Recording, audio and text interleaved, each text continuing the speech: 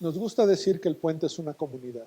Y lo que eso significa es que estos no son esfuerzos de una persona o de un grupo pequeño de personas, sino que somos diversos individuos, familias, que nos unimos para que se den todas estas cosas identificadas como el puente. Y si tú quisieras participar de esto, hay diferentes maneras de hacerlo. Una de ellas es participando de nuestras reuniones y actividades.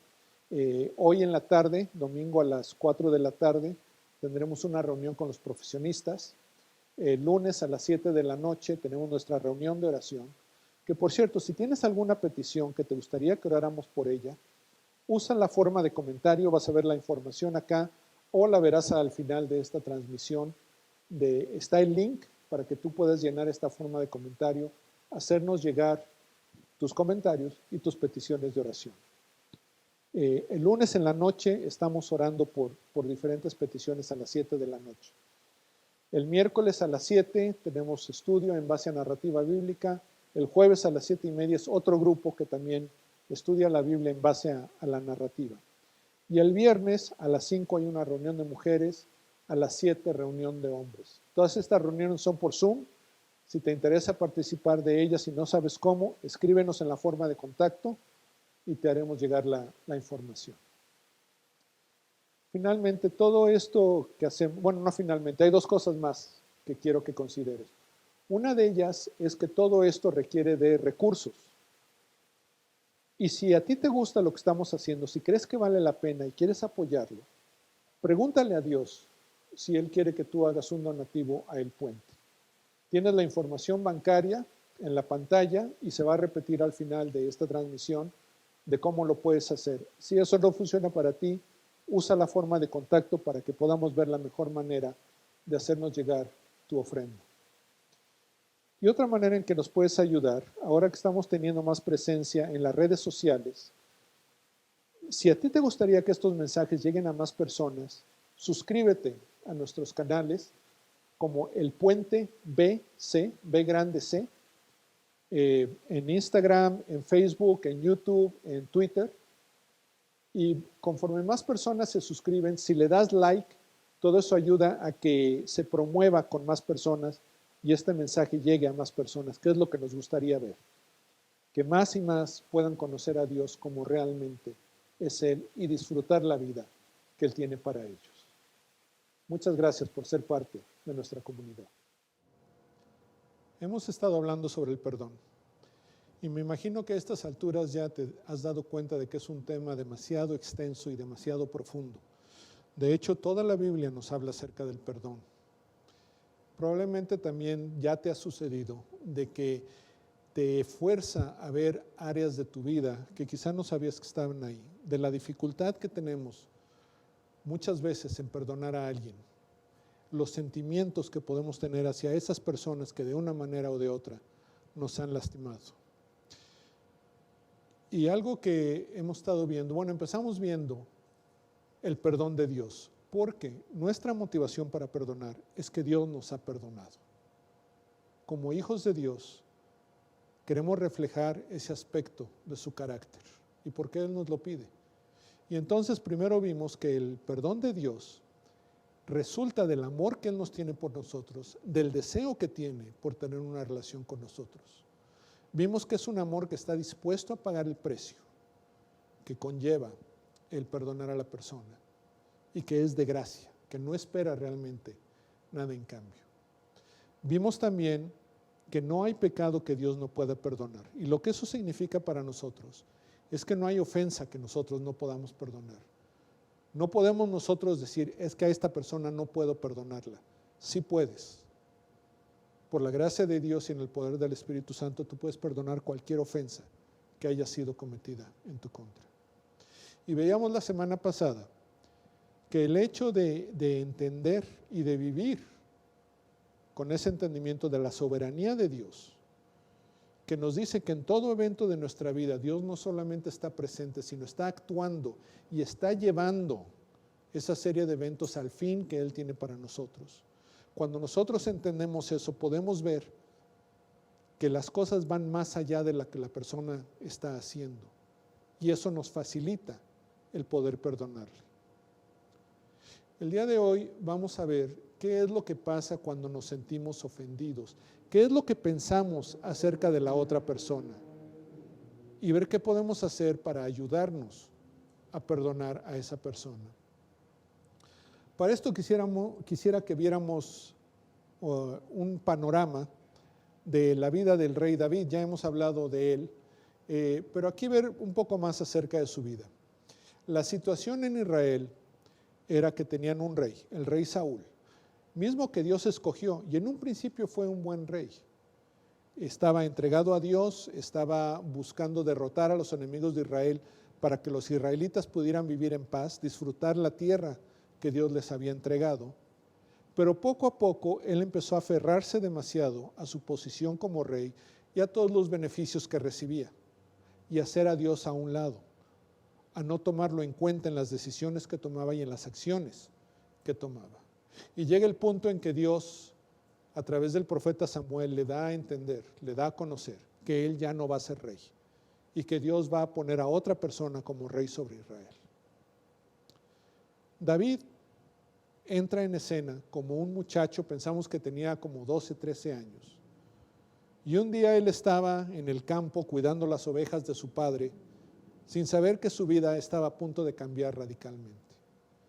Me imagino que llegó uno de los siervos de su padre y le dice: David, tu papá te llama que regreses a la casa. David deja encargadas las ovejas y llega a la casa de su padre, y ahí se encuentra con el profeta de Israel, con Samuel. Y Samuel hace una ceremonia especial donde lo unge y le dice que él va a ser el siguiente rey de Israel. David recibe esta noticia, sabe que es lo que Dios está haciendo, pero él, con toda confianza y fe en Dios, está dispuesto a esperar el tiempo que esto lleve. Un tiempo después, en el palacio, Saúl está siendo atormentado por un espíritu malo, y le dan el consejo de que busque a una persona que toque muy bien instrumentos de cuerda, y que con la música ese malestar le pasaría, y le recomiendan a David. Y entonces Saúl se lleva a David al palacio, donde cada vez que Saúl se sentía mal, David tocaba su instrumento de cuerda y con eso el malestar se le pasaba.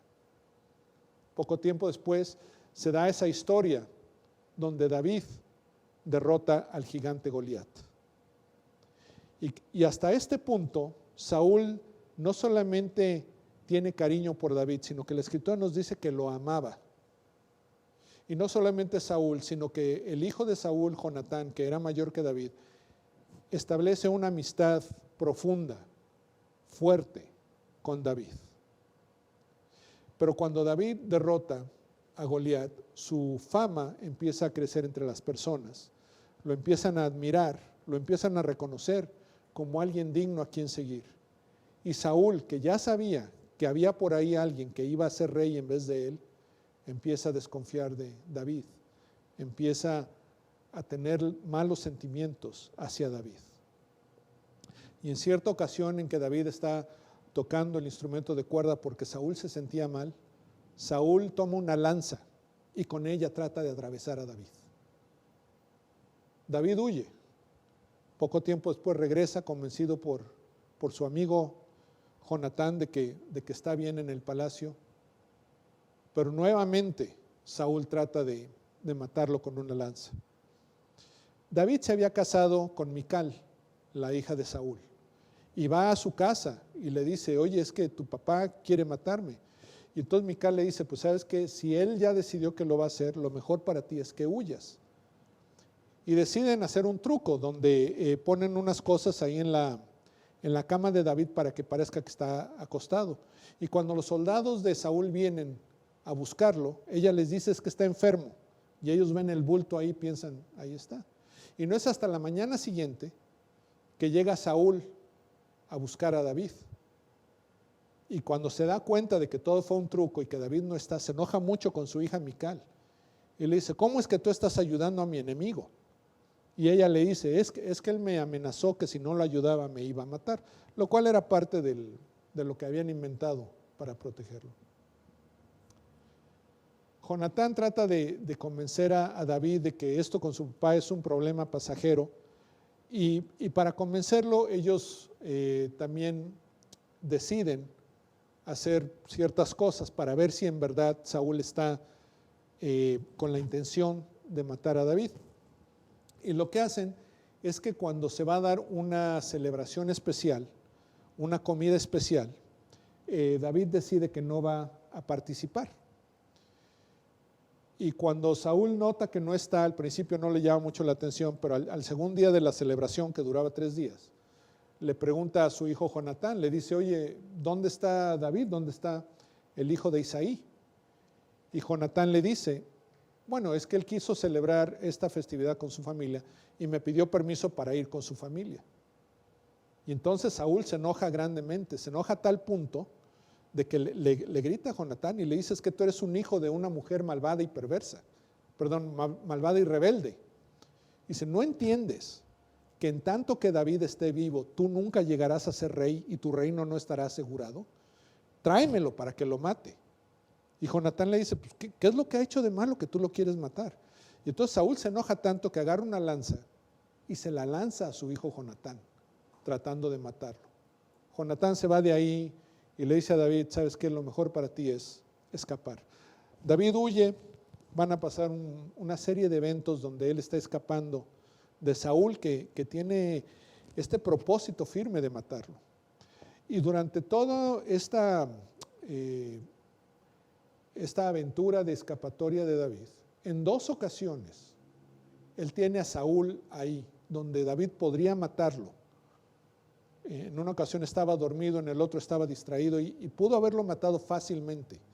Pudo haber pensado, Dios me dijo que yo iba a ser rey y ahora el rey es Saúl, si yo lo mato yo llegaré a ser rey.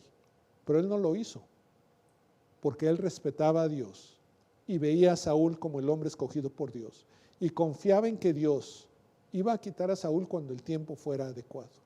Él no tenía la intención de apresurar los planes de Dios. Eventualmente Saúl muere y David llega a ser rey y pasan muchas otras cosas. Pero aquí me gustaría que viéramos un poco al personaje de Saúl en su actitud hacia David, para ver si no hay actitudes de parte nuestra hacia las personas que nos han herido, que son incorrectas. Y esto tiene mucho que ver con las cosas que a veces asumimos de las personas que nos han herido. Un par de pasajes que me gustaría ver. El primero es cuando Saúl llega con su hija Mical a la casa de David y Mical a buscar a David y se da cuenta de que ha sido engañado. Y entonces Saúl dijo a Mical, ¿por qué me has engañado de esta manera y has dejado ir a mi enemigo de modo que ha escapado? Y Mical dijo a Saúl, él me dijo, déjame ir porque si no te mato. Y aquí lo que quiero que notemos es la actitud de Saúl hacia David, donde lo llama su enemigo. Le dice a Mical, has dejado ir a mi enemigo. ¿Quién decidió que David era enemigo de Saúl? David no había hecho nada en contra de Saúl. David le había servido tocando el arpa.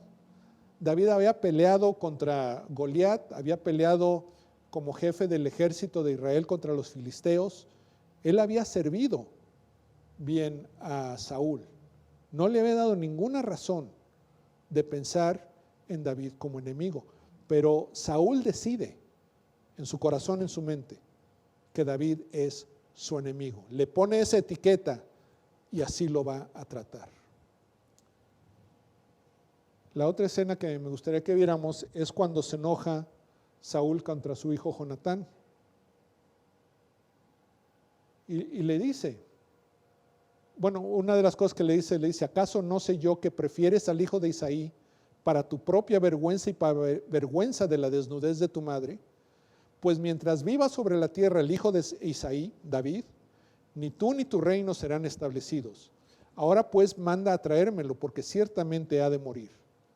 Pero Jonatán respondió a su padre Saúl y le dijo, ¿por qué ha de morir? ¿Qué ha hecho? Entonces Saúl le arrojó la lanza para matarlo. Así Jonatán supo que su padre había decidido matar a David. Y noten aquí lo que le dice Saúl a Jonatán. Mientras viva sobre la tierra el hijo de Isaí, ni tú ni tu reino serán establecidos. Lo que vemos acá es que la preocupación de Saúl era perder el reino, no solamente perderlo él, sino también que su hijo Jonatán no lo iba a heredar.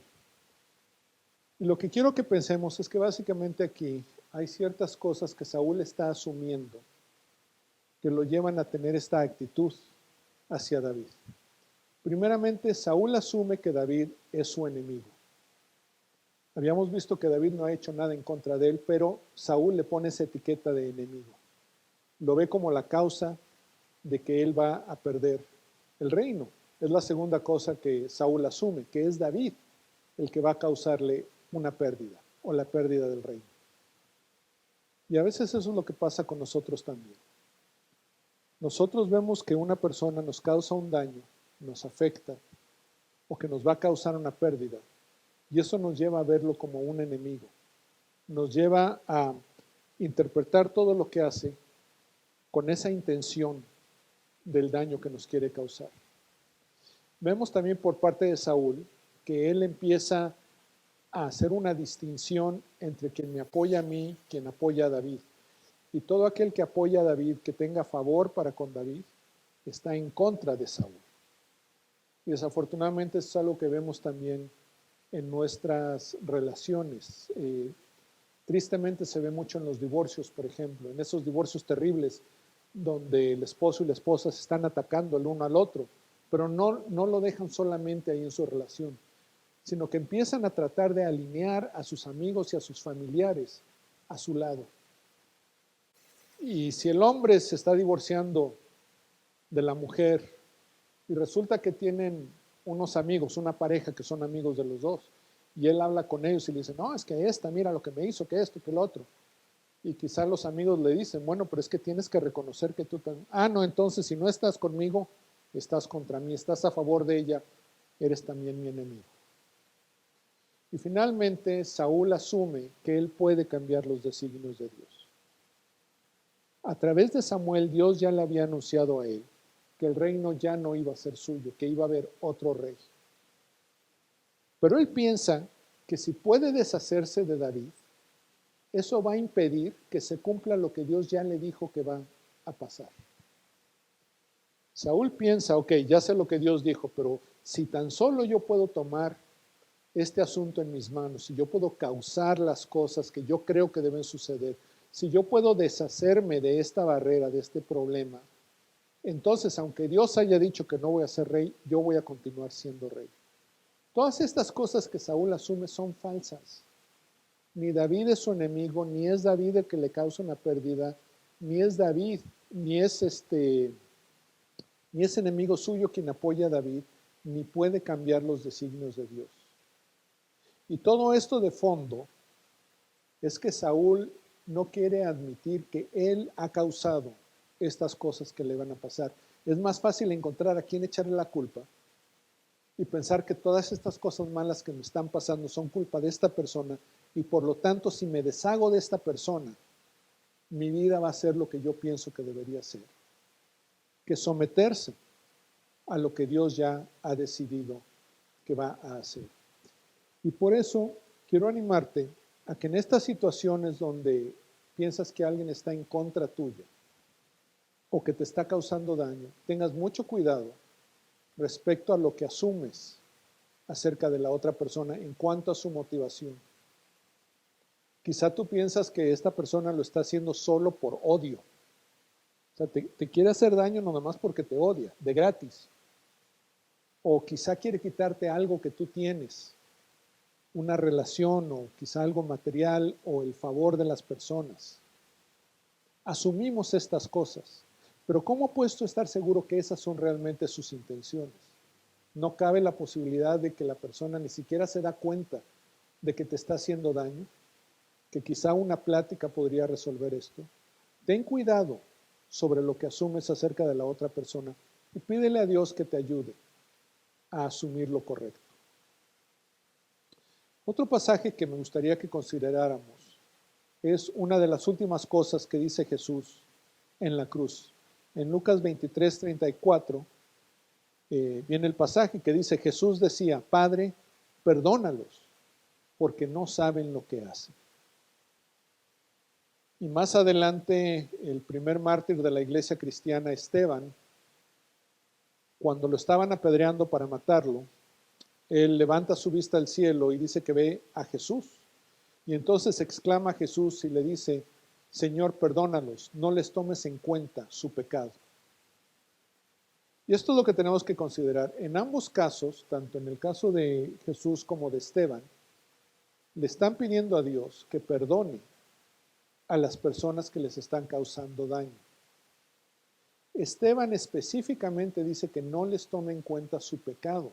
Entonces, no es que estén excusando las acciones de estas personas, ni están diciendo que no importa, lo reconocen como algo terrible, como un pecado. Pero aún así piden el perdón de las personas y Jesús dice al Padre que los perdone porque no saben lo que hacen. Ahora, sabían lo que estaban haciendo, sabían que estaban crucificando a una persona, que la habían puesto a muerte. Incluso varios de ellos sabían que todo esto había sido ilegalmente, que había sido en base a engaños. Eso lo sabían, pero hay otras cosas que no sabían,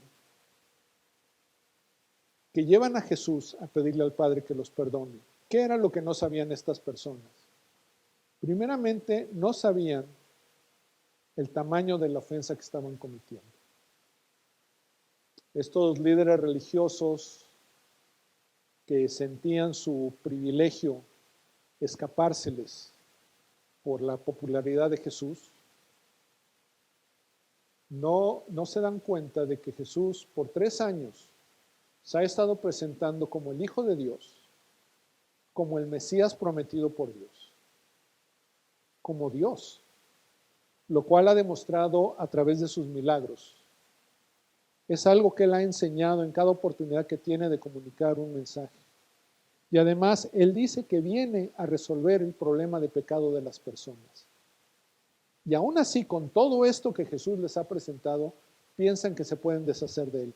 Piensan que pueden matar a Dios. Piensan que puede resolver su problema matando a un inocente. Eso es terrible. Pero ellos no sabían hasta dónde llegaba lo terrible de esta ofensa. Y es lo que pasa muchas veces con nosotros. Yo creo que si tuviéramos presentes, si estuviéramos conscientes de que cada ser humano fue creado a imagen y semejanza de Dios, y entonces entendiéramos que cuando nosotros estamos haciéndole un daño a esta persona, le estamos menospreciando, le estamos minimizando, la estamos ofendiendo, es una ofensa contra Dios, porque lo estamos haciendo con un portador de su imagen, con una criatura distinta a las demás criaturas en que está hecha a semejanza de Él. Y si tuviéramos esta conciencia, nos trataríamos mucho mejor unos a otros. Otra cosa que no sabían estas personas que crucificaron a Jesús es que el hacer un daño a otro no resuelve la situación. Ellos pensaban que con crucificar a Jesús ya no iban a tener el problema de que quizás los romanos iban a quitarle su privilegio a los líderes religiosos. O los mismos soldados romanos pensaban que este era un rebelde más y que si lo mataban evitaban el problema de un levantamiento. Y no sé la gente que estaba ahí que pensaban que estaban resolviendo con crucificar a Jesús. Pero el matar a una persona, el deshacerte de ella, el causarle un daño, no resuelve la situación porque las raíces son mucho más profundas que tan solo lo que es la persona. Por otra parte, estas personas no sabían las consecuencias de su acción. Debemos tomar en cuenta que cada vez que nosotros hacemos algo, sea bueno o sea malo, las consecuencias no terminan en la acción misma, sino que van a ir más allá. Van a tener resultados, van a desencadenar eventos y van a afectar a muchas más personas de lo que estamos conscientes. Aquí es interesante porque las personas que crucificaron a Jesús no sabían o no entendían que al hacer eso estaban causándole un daño a todo el pueblo de Israel que estaban pidiendo juicio hacia ellos mismos, hacia sus hijos, y que Dios iba a ejercer justicia sobre ellos. No sabían tampoco que en todo esto Dios estaba actuando para resolver nuestro problema de pecado, para pagar por nuestros pecados. No sabían que Dios iba a hacer justicia. Y la Biblia es muy clara de que toda obra buena recibirá su recompensa y toda obra mala recibirá su castigo. No tenemos los detalles de cómo funciona esto, y te puedo decir que no afecta tu salvación. Si tú por fe has puesto tu vida en las manos de Jesús para que su obra, su sacrificio, perdone tus pecados, tú puedes tener la seguridad de que vas a pasar la eternidad con Él. Pero eso no quiere decir que las cosas buenas que hiciste no vayan a recibir una recompensa, y que las cosas malas que hiciste no vayan a recibir un castigo. No entendemos cómo funciona ese asunto, pero podemos tener la certeza de que Dios hará justicia. Dios es un Dios justo. Nadie se puede burlar de Él. Y finalmente, lo que estas personas no sabían, estas personas que crucificaron a Jesús, es que podían confiar en Dios. Es como lo que pasó con Saúl. Él tenía el temor, la ansiedad de lo que iba a perder. Sentía que la vida que él quería tener no se iba a dar y que él tenía que hacer algo al respecto. Y entre sus decisiones, una de ellas fue matar a David. Pensaba que si se deshacía de David, entonces él iba a poder tener la vida que él consideraba que debería tener. En vez de confiar en que todas las intenciones y acciones de Dios para con nosotros son para bienestar.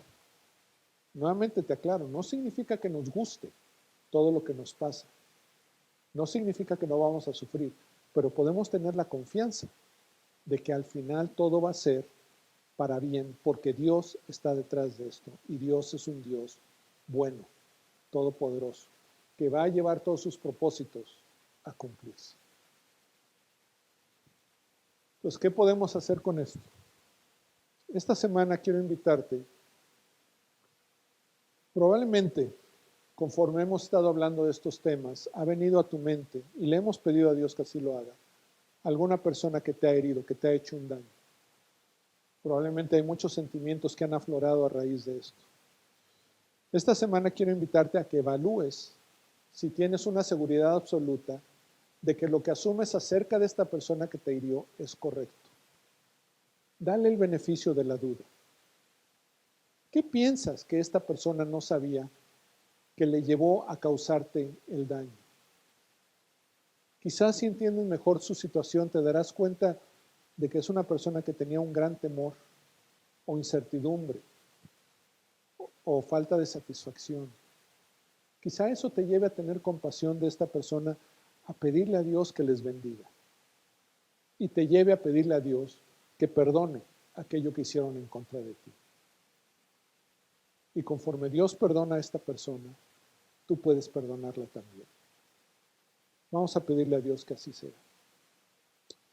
Gracias, Padre, por el ejemplo que nos das en Jesús, donde cuando Él estaba sufriendo el ataque, la afrenta, la ofensa enorme de haber sido traicionado, haber sido enjuiciado en base a mentiras, a engaños, a sobornos, injustamente, haber sido dado una pena que no era la correcta para lo que se le acusaba, a que se burlaran de Él de tantas maneras en la cruz.